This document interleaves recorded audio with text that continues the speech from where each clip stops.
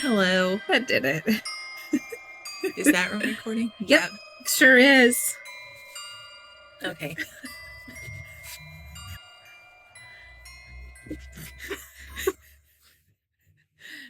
One day I'm going to open my eyes and everything's going to be normal. Right? Mm-hmm. Mm-hmm. One day, if I ever decide to let loose about everything that's happening in my life, the podcast we would make. Oh, man. It's a Lifetime movie. It is unbelievable. We should make another podcast, like we have time to, called Everyday Shenanigans, and just talk about the shit that's happening. Except everybody would know who everybody is, even if we change the names. So, probably not going to happen. Not going to do that podcast, but couldn't get sued, though. Everything's true. Oh, yeah. I got the receipts to prove it. That's what I was talking to a different friend of mine, who shall not be named, yesterday. I was like, the best part is I've got the receipts for everything. So if I ever decide to let loose, I'm just going to make it rain. It's going to be a beautiful act of vengeance. But I won't. She's not that person. Hello, darlings. Hey. This is the Witches, Magic, Murder, Mystery Podcast. I'm Kara. I'm Megan. We're here. Today. We have carpet. Hopefully the sound is better. Yeah, we're finally getting the room. Minus the weird hum. Ever since the room flooded and everything went terribly wrong. To the wayside. We're finally getting things back in order. I don't know what you're What are you doing? I know, just corner desk. Send on the papers. There you go. The beepers. The beepers. Just don't you know what? No, great. Go Packers. Somebody messaged us about our recent round of listener ghost stories. We've gotten a lot of messages about the recent last week's episode. Yeah. But she was like, listening to Megan butcher my hometown of, I've already forgotten, Wiesbaden. Wiesbaden. She enjoyed it, which that's the nice reaction. That's what we're here for, really. I appreciate that you weren't angered by it. Right. As I told her, I can barely speak English, let alone German. Yeah. I can't speak at all, so here we are. It's my episode, guys. Okay, so Kara has her episode. I have an unsolved murder. Do we have anything else to talk about? Do we talk about BetterHelp today? I don't know. Do we? I don't think so, because we already did. We already did. So I'm going to tell you about Rose Harsent. Harsent. Okay. Suffolk, England. Suffolk. Listen, I said Suffolk one time. I think you're right. It is Suffolk. And Rachel said that's not right. Well, Rachel knows. But then she never told me what was right. So I'm going with Suffolk. Okay. Because that sounds like I kind of sound English. You do. When I said Suffolk. Mm-hmm. Mm-hmm. So okay. Rachel, let me know. I don't know. But I guess tell me this time. We love you. Okay. Kevin Turton wrote a book called Britain's Unsolved Murders. And he tells us the tale of Rose Harsent. And he goes super detailed. This is not all these details are from his book, but a decent amount of them are, because he knew his stuff somehow. Well, he did write a book. And I'm like, how did you know this? And I can't find a lot of it. Mm-hmm. That's why he wrote a book. Yeah, he wrote a book because he probably went to libraries and all the places where you can find old papers that aren't on the internet. Right. Mm-hmm. Right. Mm-hmm. Okay. So in 1902, Rose is living in Suffolk. Mm-hmm. And she is living in the Crisp family's house because she's their caretaker. She's just doing all their things. Mm-hmm. And her dad, William Harsent, is going to the house because he's like, you know what? I'm going to go deliver some clean linens to my daughter. I'm just going to go over there, check on her, and take this to her. He gets there. Oh, my elbow just popped on the table. You okay? Did you hear that? Yeah. It sounds like it hurt. Okay. What the heck? Sorry. It sounded like it. It's like a weird, yeah. Okay, so Dad gets to this Crisp's home. And he finds Rose on the kitchen floor. Her throat had been slashed open, and she's just laying in a pool of blood. Oh, no. Mm-hmm. Yeah. On top of that, her nightdress had been burnt. Yeah. And her lower body had signs of charring, which shows that somebody attempted to try to burn all the evidence. Mm-hmm. I don't know if they were trying to burn the whole entire house down or just her or what they were doing, but that's what happened. And also near her body, there was a shattered medicine bottle that had been prescribed to one of their neighbors, a Mrs. Gardner. And it kind of had the odor of paraffin. And I was like, why paraffin? Yeah. But I guess that you like that paraffin wax? Yeah, I guess you used to, I don't know if they still do, but you used to be able to like melt it and inject it. Oh, okay. Mm-hmm. So, I don't know. So keep that in mind. And so then they go to her bedroom, and there's Constable Eli Nunn, and he finds 3 letters. And remember, this is 1902, so them doing the proper investigations probably not happening to them. It probably was all that they knew how to do, but people everywhere. So they find 3 letters. There were lewd verses, anonymous notes, all the things, arranging a little moment for the night before. One of the letters said, "Dear R, I intend to meet you tonight at 12 o'clock at your residence. Kindly illuminate your window at 10 for around 10 minutes and then turn it off. Ensure your room remains dark at 12 as I approach from the rear." So they're like, what? So like at 10 o'clock to let him know Yeah. that she got, or let him or her Yeah. know that she got the note. Okay. Yeah, and then do your lights and then turn them off. And leave them off. Yeah. Yeah. And then also there's a newspaper in her room that the Crisp family did not subscribe to. Mm. So they're like, where'd she get this newspaper from? But also I'm like, she can still go out and about. Like maybe she just picked it up somewhere and just brought it home with her. But maybe they kind of knew what her schedule was. Right, Maybe they exactly. knew she hadn't been. Yeah, or maybe they had someone constantly going with her somewhere. I don't know. Like a driver, carriage driver. I don't know. Okay, so police were like, you know what? William Gardner is probably our main suspect. He lives next door. His wife's prescription is in her bedroom for some reason. So maybe it's him. Yeah, it's not, that doesn't look good. Yeah, he's a dad of 6. And he was a respected figure in their church congregation. I think it's Sibton, maybe. Rachel, let me know. And wrote... Yeah. Oh, that's the congregation of the church? Okay. Yeah. So I guess that's where the church is? Yeah. Okay. Rose also went to this church. The household that she was living with and working for, they were well known in the church too. William was the choir master. Rose was a choir member. Rose was 22 at the time when she met him. Some rumors started about Rose and William. Rose was one day cleaning the church because that's what she was hired to do there as well. And William was supposedly seen going into the church while she was there cleaning. So, who knows? It's possible. But also the wife was like, that's ridiculous. He would never do that. We have 6 children. He never has time for any of that nonsense. And so the church did an investigation into these rumors, and they didn't find anything. How are you going to find anything? Like, what? It's 1902. It's also self-serving for the church to not find anything. Exactly. Yeah, the wife said, these rumors are baseless. Yeah, I mean, I would understand why the wife would not want.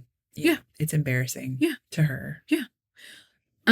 So postmortem, Rose had been assaulted, stabbed, and she had her throat slit. She had defensive marks, so she was like defending herself. And they found out that she was 6 months pregnant. I mean, it could be the wife too. Yeah. See, that's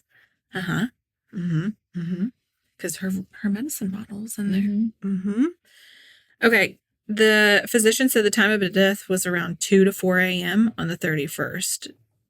So if that person showed up around midnight, it's possible that they killed her then. And the family would have been asleep. So they said that William's going to be our suspect. Even though we don't have all the evidence, he hasn't confessed to anything, we're going after him. So they arrest him on Tuesday. And 2 young men, in all the articles, some say they were teenagers, a lot of them say they were young men, professed eavesdropping on a conversation between Rose and William at the chapel. And they said that they're not really sure. Like, now all these articles are like, well, we're not sure what the eavesdropping was, but they did hear a conversation between the two. And so people are assuming that Rose was talking to him about her pregnancy. Police were like, well, she's pregnant. He wanted her out of the picture because that's a big no-no. We're not doing that. And 6 months pregnant, though. Like, how did you hide that? I don't know. Yeah. So they get some witnesses, and the witnesses start talking. One witness said that they saw. Was that Miriam? I don't know. I think it's both of us. Stomach's growling. Okay, so one witness said that they saw William leaving that house, or around that house, around 10 p.m. And then they also thought, well, that kind of resembled the letter. Like, what he was doing, he's either leaving because he had just been, like, checking or doing something, and wasn't 10 p.m., like, you know, light the whatever for a certain amount of time, then, yeah. So they're like, well, what if it was him? But also, what if William was just like, oh, shoot, they've got a candle going in their window. Maybe I should keep an eye on that. Like, what? Yeah, or anything. And then what the witness was wrong. Right. And then another witness said that William had a bonfire. And they were like, well, that bonfire had to have been to dispose of evidence. But also, that was charred. Yeah. Yeah. And then also another one, a police officer found a knife that Gardner owned, and it had blood on it. But William, his wife, was like, no, you all are mistaken. He was rabbit hunting, cleaned the rabbits, just didn't clean his knife off. We do that all the time.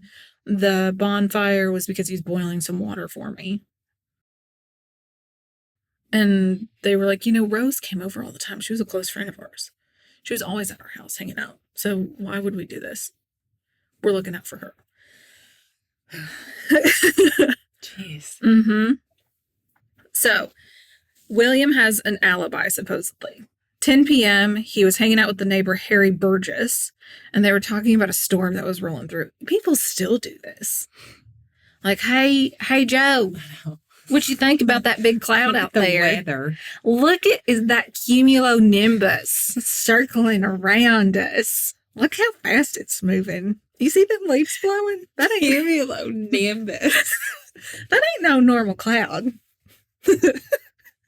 I bet that's what they said. Is that a stratus? Is this cirrus stratus? You think that's just cirrus? That wispy one? Swirling. I don't think ever in my life. Just casually drop the names of clouds. But now I'm starting to think that you do. Oh, I do all the time.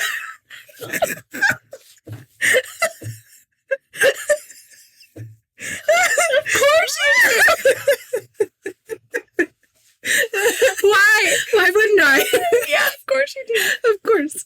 Kara, I love you so much. You're like, look at all the words I know. Look at these clouds.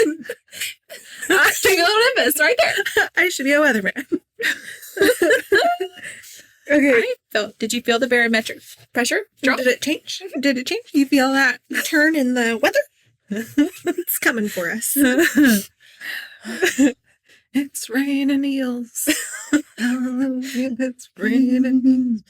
Okay. And fish. And globs of weirdness and meat and storms. Blobs of unknown origin. Man, we're in Oakville. But this is I think we should start an album. We really should. And we just different songs based on episodes. Let's do it. Y'all would buy it. I know you would. You sure and would. then we'd all sing along and have the best time. Yeah. Man, you can just have us on repeat every day, all day. That's going to actually, you know what? You know how I made that witchy video with the music for a little tidbit, like 4 minutes?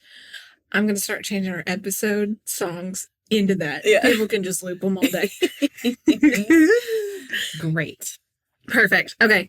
So he's talking to Harry about the weather, and then the storm gets there around 11:30, and William and his wife are like, you know what? We're going to go visit Rose Dickinson, a neighbor. We're going to go hang out with her during the storm because we're all going to watch it. We're going to sit on our porches and our chairs. What else is there to do? Storm at 11:30. That's what everybody does. Yeah, exactly. And then Gardner supposedly slept until 8:30 in the morning. And his wife was like, I'm super sick.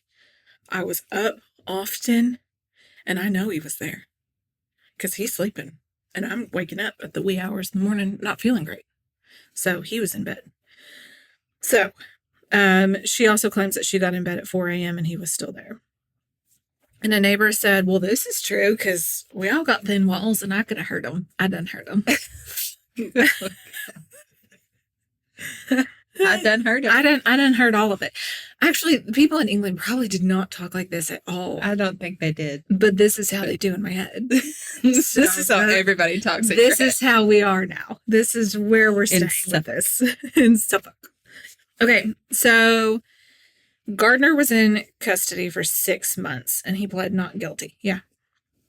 And they started getting new evidence, and apparently there's footprints that went from the Crisp's house to William's house, but they were like, we don't know. Mm-hmm. We don't know that that's him.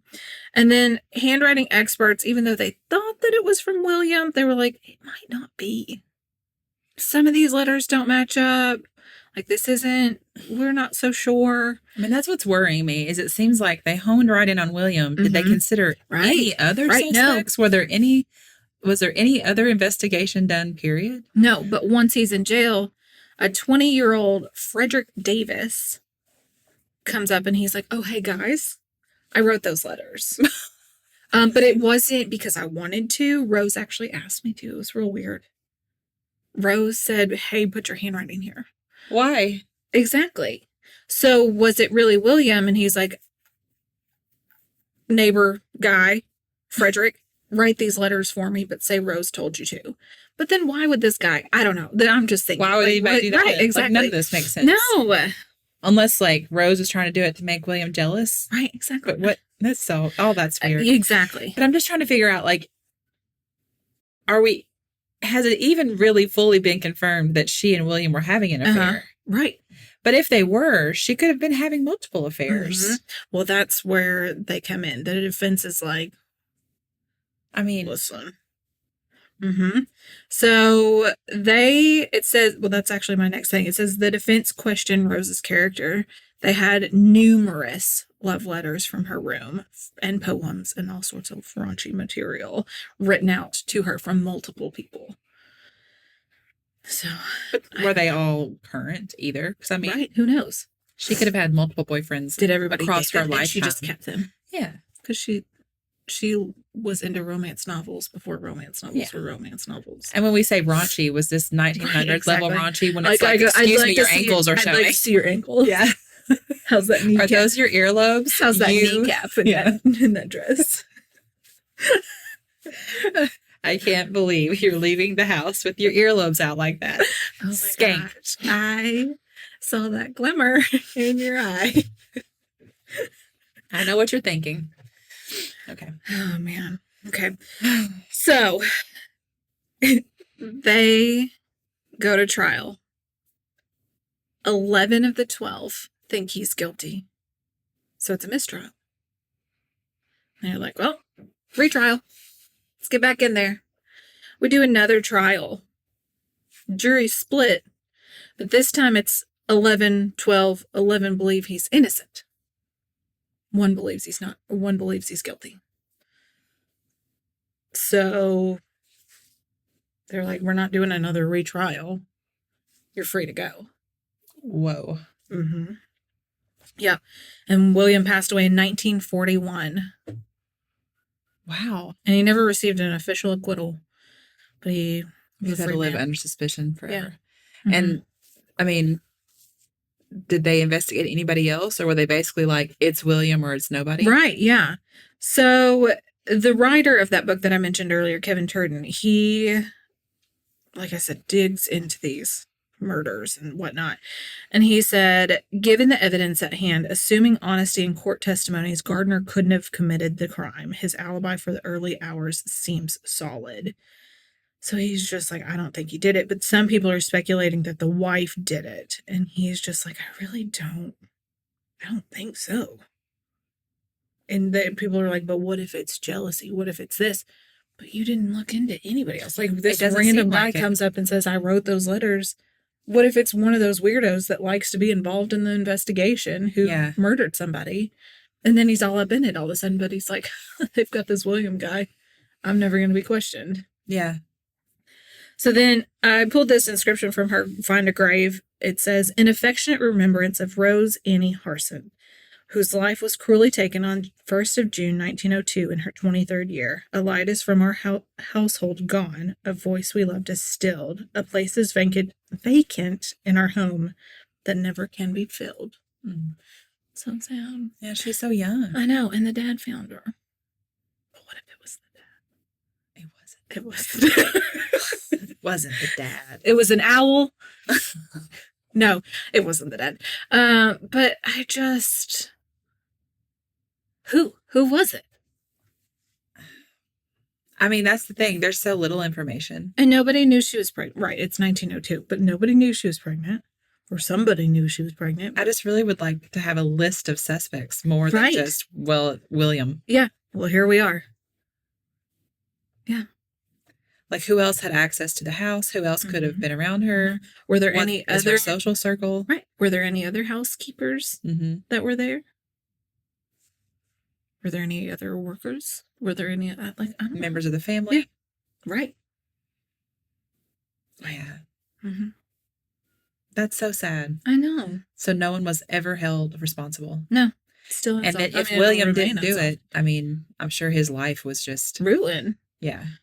His 6 kids. His wife was probably miserable. Especially if he was in jail for 6 months. And then to get out, I'm sure that was... Yeah, I wonder if they stayed in the area. Yeah. What a mess. What a disaster. Yeah.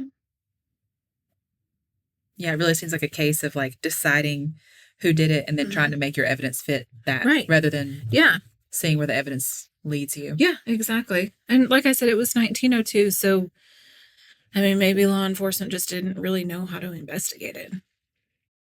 Maybe this was their first murder. I don't know. Like what? I don't know. I feel like, 1902, yes, scientifically was very early, but I mean, evidence-wise, they had been, right. Especially in London. Think about dealing with all they've been dealing with murder for a long Yeah. time. They knew how to conduct an investigation. Right. It just doesn't seem. I don't know. Maybe that. I don't know. Maybe it was the officer. Maybe. Let's just start wildly speculating now. Yeah. Nobody come at us. Okay, so we got some mail. Yes. Yay. So I think I can't remember if this part got edited out of the listener ghost stories. I think I did edit it out now that I think about it. But we've been thinking because we had stopped doing the Tuesday episodes, that means that we hadn't done some listener ghost stories in a while. So that's why we did last week's episode. Yeah. And we thought we'd try to start throwing them into the full episodes here and there. Yes. But it's been so fun because we've gotten like snail mail. I love it ghost so stories. much. Oh, God, it's the best.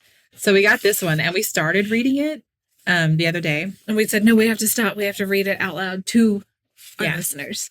Because for one, we were both just delighted that, who's this from? I remember Emily. This happened to Emily, and she immediately stopped, sat down, and wrote us this letter. And I was like, that is the best thing ever. I love it. We were both just so excited. Yes. So we wanted to read it on the episode. Okay. So here we go. Kara and Megan, or as I call you, the WMMM women. I love it. I've got quite the story for y'all. First off, I absolutely love you guys and the podcast. We love you too. Yeah, so much. I find myself in tears laughing along with you guys, just like old friends. Just wait till you hear about those clouds. I work night shifts at a local hospital and often listen to you guys to stay awake. I am currently listening to your Florida Man episode right now while working. It is currently 4:19 a.m. Oh my gosh. Whew. I would just be like shaking because I'd be so tired. And I believe I just had a ghost encounter. And she was like, I got to tell him about it. I got to tell him. So maybe an hour ago, I had someone from a funeral home looking for a patient who had passed earlier this evening. Perfectly normal. This patient came in by an ambulance, but unfortunately was stopped by what we call a soul train. A soul train is a train that stops a medical team from getting patients to the hospital in time to save their life. I've never thought of that happening before. No. Oh my God. It is said that a soul train is God's way of confirming that it is truly that person's time. Wow. I've never thought of this happening before. No. Okay. Well, so this funeral home representative hasn't left the morgue yet, and a woman comes in stating that she needs to be let back into the emergency room to see her husband in room 12. FYI, that happened to be the room the deceased patient had been brought to and pronounced dead in. I thought nothing of it, except her eyes. I haven't actually read the ghost story. No. Okay. So I'm a little like, what about her eyes? Oh, what'd she do? What did her eyes look like? Her eyes were so cloudy with cataracts that I was a little concerned with her seeing well enough to get back to the room okay. I asked if she wanted an escort back, and she refused. So I opened the doors for her and decided to watch her on the cameras to make sure she got to the room all right. She started out okay and in the right direction, but quickly turned down the wrong hallway towards the elevator, which happens to lead to the morgue. Huh? There are two or three staff members, and I just assumed they would stop her. But they didn't. No. The elevator doors open, and she steps in. I can see that she's going down where the morgue is. I flip to the cameras right outside the elevator and show the inside of the elevator. The doors open, and she isn't in there. What? Okay, I got a cold chill. Me too. Yeah, same. As I watched the doors open to an empty elevator. Now, I'm not sure if this is true, but for my own sanity, I'm telling myself it's that she was the soul train's patient's wife, and she was going to help him cross over to the other side. Well, that is just... How okay. Precious. Okay. Oh, wow. Okay. I'd be crying. I'd be freaking out. The absolute kicker is the funeral home worker. He came back out not even 2 minutes later. So even if the empty elevator was just my sleep-deprived brain playing tricks on me, he would have seen her. But he said he saw no one, but felt a weird feeling on the back of his neck only while in the elevator. So needless to say, I am creeped out right now and immediately thought of you lovely ladies. And she had to write us. And thought you'd love to hear this. Yeah. Something told me I needed to write out everything in a letter, and I do apologize for the length. No, we love it. Just a long story. And of course, the witch inside me knew I had to put, some pretty protective sigils. You know me, on the paper to ensure it gets to you safely. I love you so much and will continue to be your biggest fan. Love you, Megan's voice. So much, Kara's voice. Oh, Emily. Emily. That's amazing. Okay, but it's the cloudy eyes for me. Look it's the cloudy eyes for me. Yeah, I cannot. Can you imagine watching her and then all of a sudden she turns, like quickly turns? She knew where she was going. What if she had followed her and was like, ma'am, that's not it. And the woman was like, I know where I'm going. Like, what would have happened had she followed her? Or would she have gotten aggressive and been like, don't follow me? I know what I'm doing. I don't know. I don't want to know, but wow. Oh my God.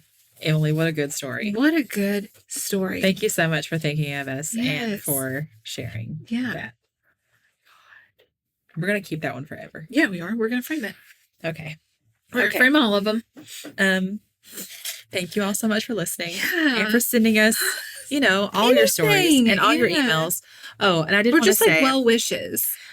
We've gotten a few messages. Like some of you guys have sent some emails, and some of you all have messaged Kara in order to message me, and it's just the sweetest. Like you all just made me cry, which is and like you've been sweet. so like protective over her, and I love it. Yeah, just like ready to go to war over just whatever for the sweet, yeah, just with all the stuff that's happening in my life, and I just wanted to say thank you. Yeah, it's just nice. You all are just this amazing. Yeah.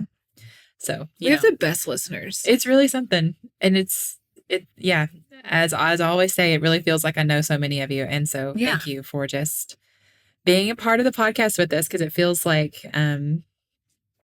you are a part of the podcast. Right. Like I love that you guys think of us when these stories happen, and then that you send us to us, and I'm just happy that you're all here. Yeah. So we love you so much. Goodbye.